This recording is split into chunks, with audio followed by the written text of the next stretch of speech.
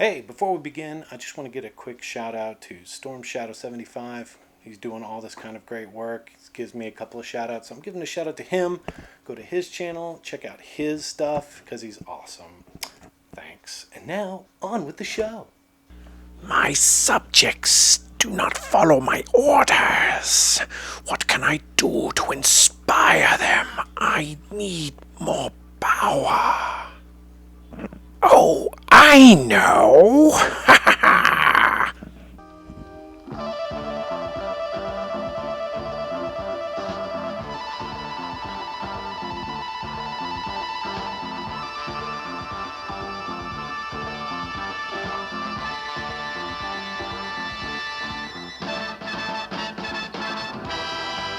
I have the power. This I command.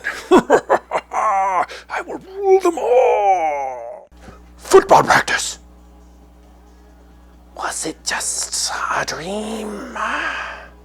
No, I don't think it was a dream.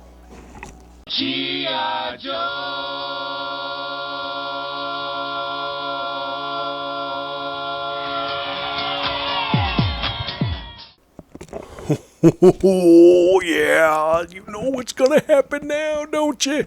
You see it? You see that box? Then you know what's coming. Everybody knows what's coming. Oh my God, yes. Alright, everybody, and welcome back to Toys Equals Midlife Crisis Squared. And no, this is not going to be a mind-bender review, but I wanted to bring this box out because I wanted to compare the two boxes and the two pieces of artwork because clearly they're linked, but they're still a little bit different. So for those saying, oh, this has the same design as the other one, well, that's not 100% true, but it's also not 100% wrong. So anyway, let's kind of sort of get to it, so to speak. All right, now we're going to see here the back of the boxes. They both have the sprawling artwork that spans all these various events and occurrences.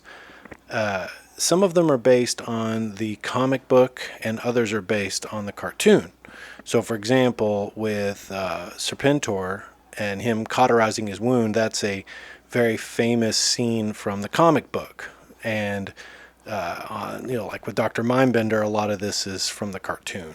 But either way, epic. All right, as you can see, we've undone some of these boxes, so let's take a quick look. So as you can see, Dr. Mindbender has the same sort of fold-out box. He's no longer there. And of course it's Mars, because of course it is. Got to get Destro involved. So same sort of layout, same sort of design concept, and same sort of, Cobra DNA strand, but kind of in a purpley color, purple. And of course, Serpentor has the same sort of layout. Opens the box, unfolds, has Mars again, a nod to Destro. And again, you have the same sort of interesting layout. And you know what we're going to do? We're going to free ourselves a Serpentor. Alright, so he's free, and my lordy pants, look at all that. This is everything he comes with, parts and all. You want to talk deluxe? Boom, there's your deluxe. So now, with movie magic, no, I'm just kidding. I'm not going to movie magic it. Yes, I am. Who am I kidding? Of course I'm going to. It's ridiculous not to. So obviously we have the figure. We have his staff, we have his extra cowl and the top of his head that you can switch out.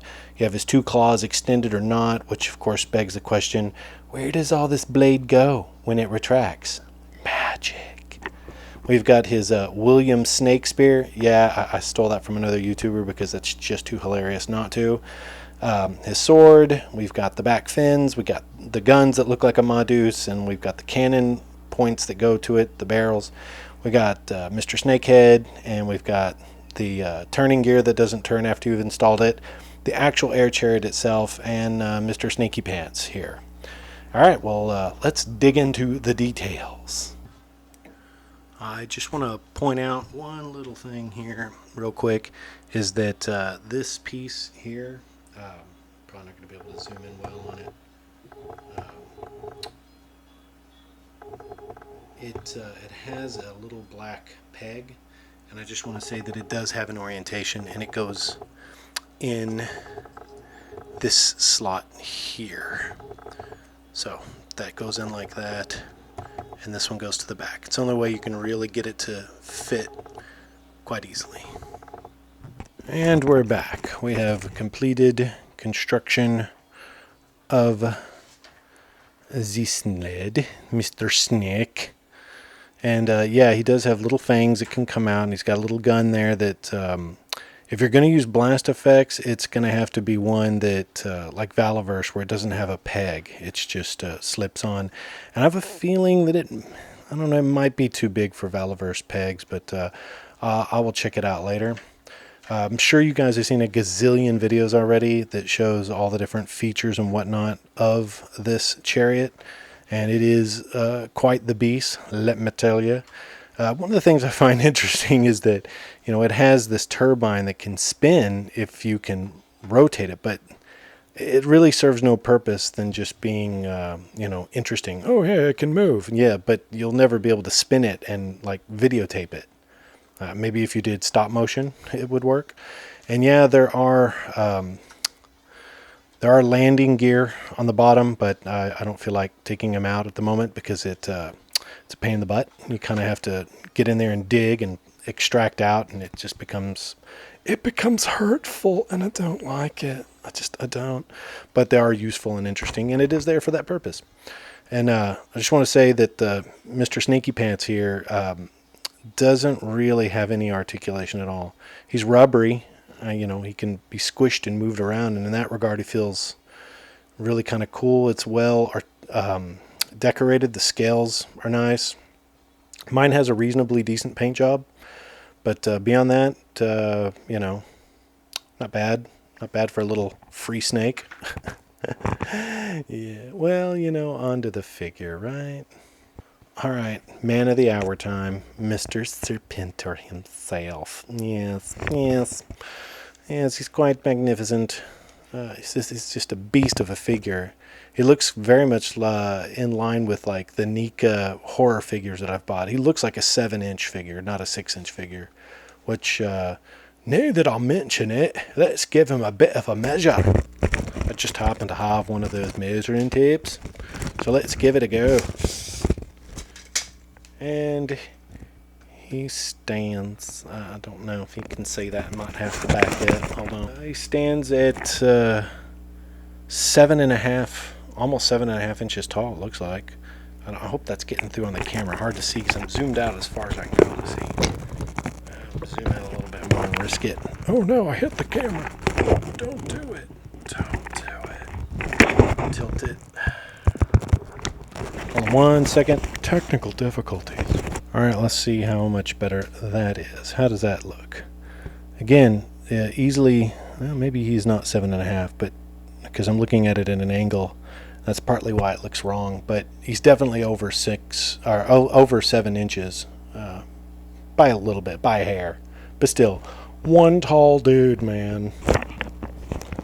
Okay, now going on to other things, you might notice he has this delicious little hole in his arm, and that's going to be because that fits one of his many little claws, which, to be fair, I'm probably not going to use this one. I don't see him as going into the fray, and also hate that they're bent. So we're going to go largely with the smaller arm bracelet, because that's kind of what I remember when he was the vintage figure. Righto, there he is, nice and equipped. And of course, as usual, the other accessories. Mr. Sword, which for whatever reason they chose to only give it one other paint application on the handle, this one little jewel. But, you know, because it doesn't exist on the other side, so, yeah. But no other paint apps. And again, Mr. William Snakespeare. He's going to throw this into Duke's heart. He actually throws it twice in the cartoon, but he pulled it off of his shoulder, and it straightened out, a la, Oh my God, I can't remember his name. Thulsa Doom from Conan the Barbarian. He straightens out a nice, lovely little snake. And now they will know why they fear the night, and they will drown in lakes of blood. Anyway, so he tosses this once at Duke and misses, tosses it again at Falcon, and Duke steps in the way and gets stabbed in the heart.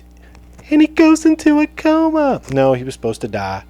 But when they saw the failure of Optimus Prime dying, they were like, yeah, maybe we change the story. Maybe kids don't want their heroes killed off after all to make way for new toys.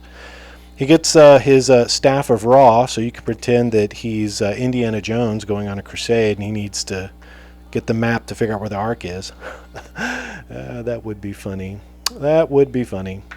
Now, this extra cowl is for when you want to change him from stiff neck to not so stiff neck, and I'll demonstrate that in a moment. But I'll also demonstrate something I saw someone else do, and they didn't expound on it, but I will, because that's what I do.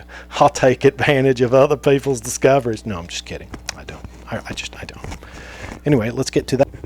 Well, had myself another technical error. Looks like the battery on my camera went out as I was recording, and I didn't pay attention, because of course not.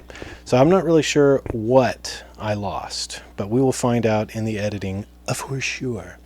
But last thing I remember talking about is the various cowl pieces that come with him if you want to change his look from Mr. Stiffneck to not so stiffneck.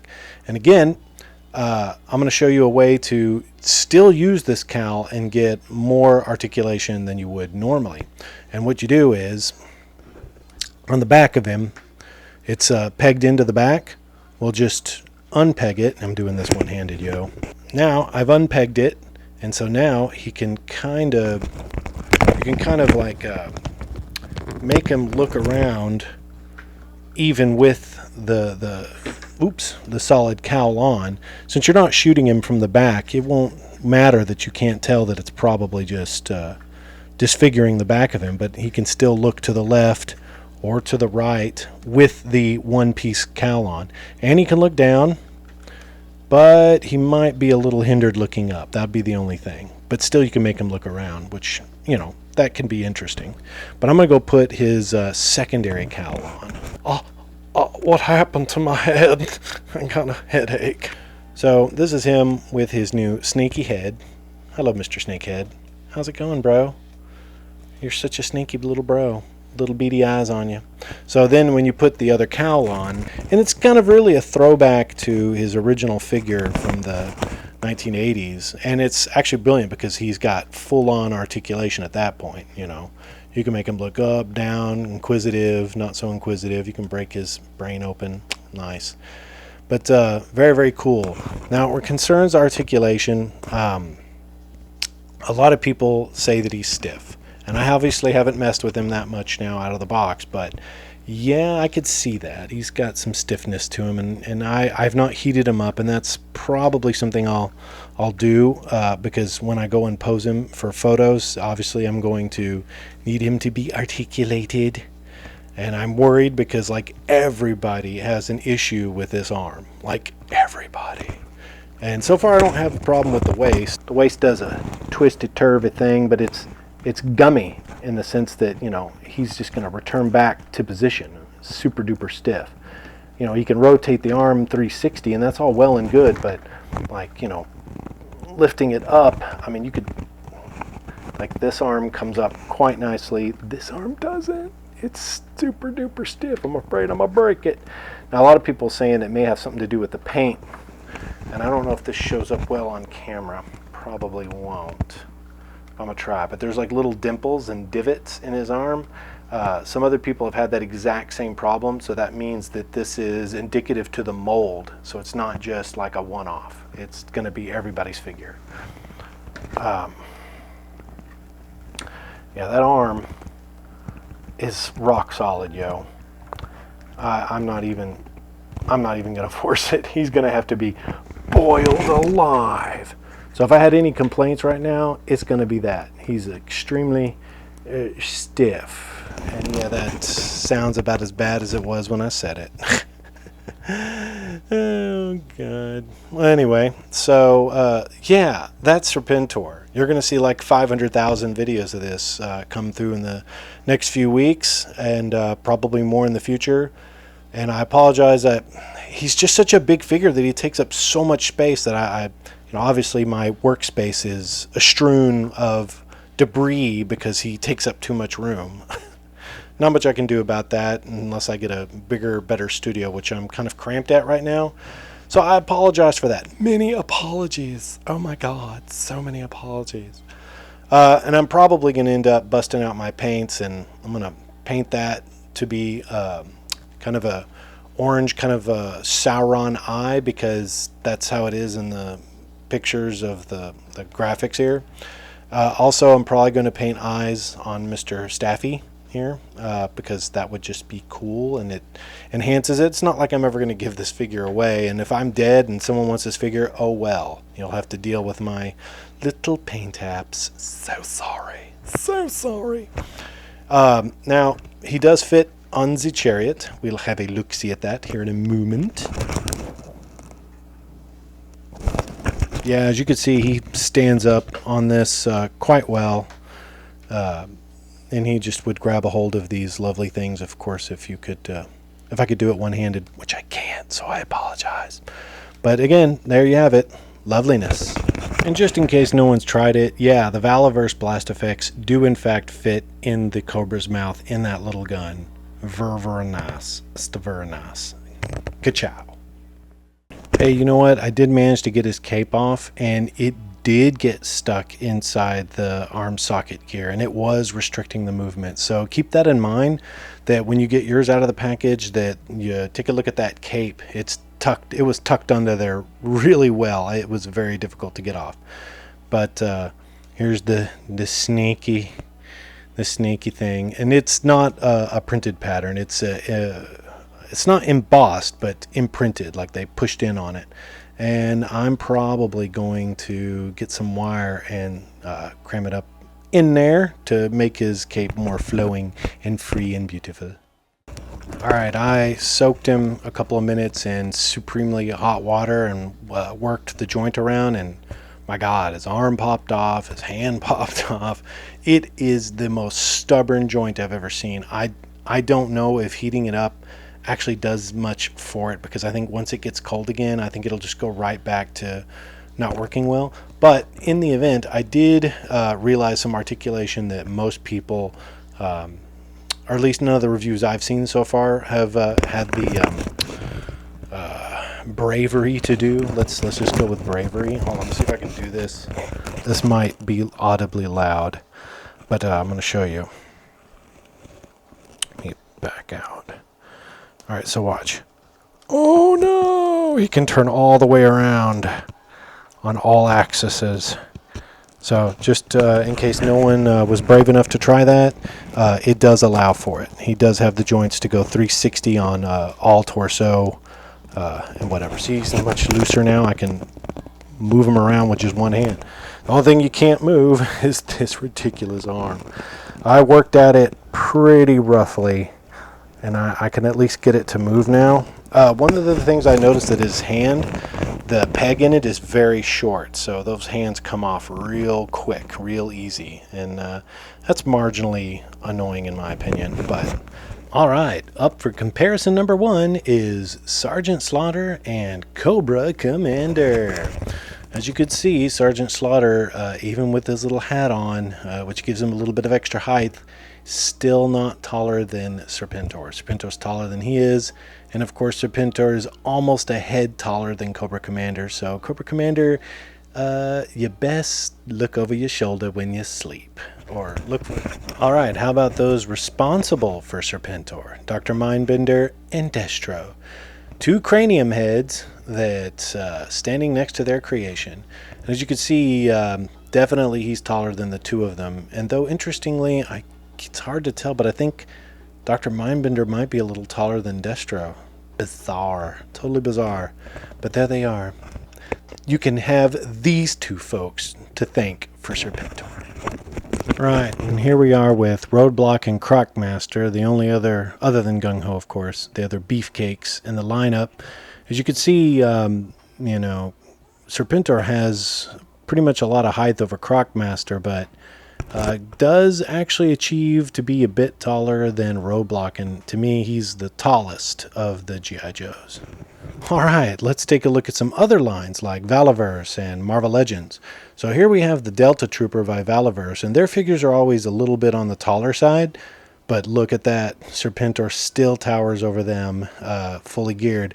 And now we have She-Hulk, and She-Hulk is a very tall figure, but even she is not taller than Serpentor, which, that's awesome. It just is. Oh, now here's an interesting matchup. What about Mojo from Marvel Legends against Serpentor? Now that would be kind of interesting. I think even Mojo would kind of fall victim to his might and power. He's still kind of a huge character. That's a huge figure against a huge figure. And then we have Masterpiece Shadow Dancer. God, brain is just gone. From the Transformer line. She's pretty tall and almost as tall as he is, but not quite. He still is taller. I think I'm going to have to go into the Nika line to actually find people bigger than him. All right.